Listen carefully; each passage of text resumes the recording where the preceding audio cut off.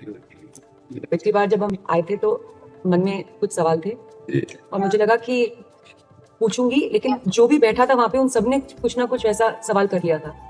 और जब आपके पास आने का यहाँ पे हम बात कर रहे थे नमो जी से, और फिर मैं आपसे मन ही मन बात कर रही थी कि कुछ जो सवाल मेरे आ रहे थे, अगले दिन मैं एकांतिक वार्तालाप खोलती थी और कोई ना कोई वो सवाल पूछ रहा था। श्री जी हो व्यवस्था कर देती है।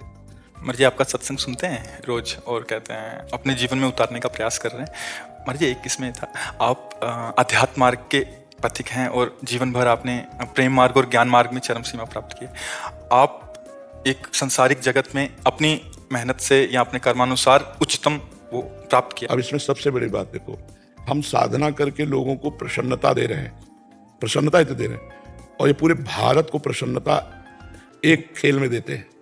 अगर ये विजयी हुए तो हमारे पूरे भारत में पटाखे छुटाए जाते हैं, पूरे भारत में आनंद मनाया जाता है। क्या इनकी साधना नहीं है? ये भी तो इनकी साधना है। यदि उसे भगवत प्रीत्यर्थ कर देते हैं तो इनके साथ पूरा भारत जुड़ा हुआ है। अगर ये विजय को प्राप्त होते हैं तो अब बच्चा बच्चा भारत का आनंदित हो जाता है। तो इनकी साधना है, ये अपने अभ्यास में रहें, और इनका यही भजन है कि अपने अभ्यास को पुष्ट करें। भले वो खेल है, लेकिन पूरे भारत को आनंद प्राप्त होता है इनके विजयी होने पर। अगर हम कहीं किसी कारणवश, तो हमें अभ्यास की पुष्टता पर ध्यान देना चाहिए। हमारे अभ्यास में कमी नहीं होनी चाहिए और बीच बीच में नाम स्मरण कर लेना चाहिए। तो इनके लिए यही साधना है। अपने अपने लक्ष्य को अगर हम दृढ़ता से निभाएं तो हम अपनी जगह उन्नति को प्राप्त होंगे और ये अपनी जगह उन्नति को प्राप्त होंगे, और दोनों एक ही जगह पहुंचेंगे। क्योंकि ये परमात्मा के इस विश्व में इस भाव से रह रहे हैं, हम इस भाव से रह रहे हैं। तो सेवा वो भी है और सेवा ये भी है।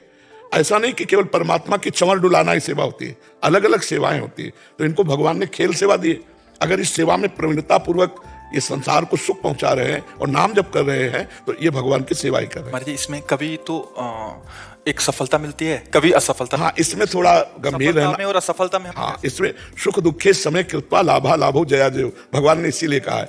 तो हमारा कभी कभी क्या होता है कि जैसे हम 15-20 लोग एक उसमें हैं, अब कईयों के प्रारब्ध उसमें जुड़े होते हैं। आपके अभ्यास की कमी नहीं है, लेकिन प्रारब्ध उसमें जुड़ा हुआ है।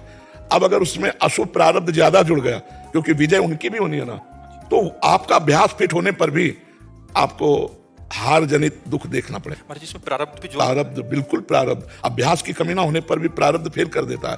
और अभ्यास पूर्ण है और प्रारब्ध पूर्ण है तो विजय की प्राप्ति होती है। अभ्यास ही केवल नहीं है, उसमें प्रारब्ध भी है। असफलता में हमें कैसे रहना है? हमको उस समय भगवान का चिंतन करते हुए धैर्य रखना पड़ेगा। है बड़ा कठिन, है बड़ा कठिन, क्योंकि असफलता में कोई धैर्य पूर्वक मुस्कुरा के निकल जाए, ये बहुत बड़ी बात होती है। अब मतलब असफलता में भी जहां से असफलता प्राप्त हुई है उसको गले लगाकर मुस्कुरा करके और चल देना।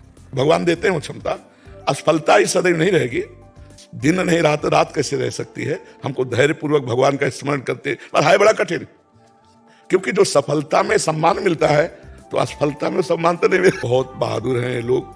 नहीं, संसार का यह सम्मान प्राप्त होने पर ये भक्ति की तरफ मुड़ पाना बहुत कठिन होता है। मनुष्य देह पहली कृपा, और द्वितीय कृपा हम कह रहे हैं ना कि भारत का कोई भी व्यक्ति ऐसा नहीं जो आनंदित न हो जाता हो। जब ये विजय को प्राप्त होते हैं, कहीं भी होते हैं खेल में, तो आनंदित हो जाता है। तो सबके आनंद वर्धन करने की सेवा बनी ना, बच्चा बच्चा एक आनंदित हो जाता है। और ये तो लौकिक खेल रहा।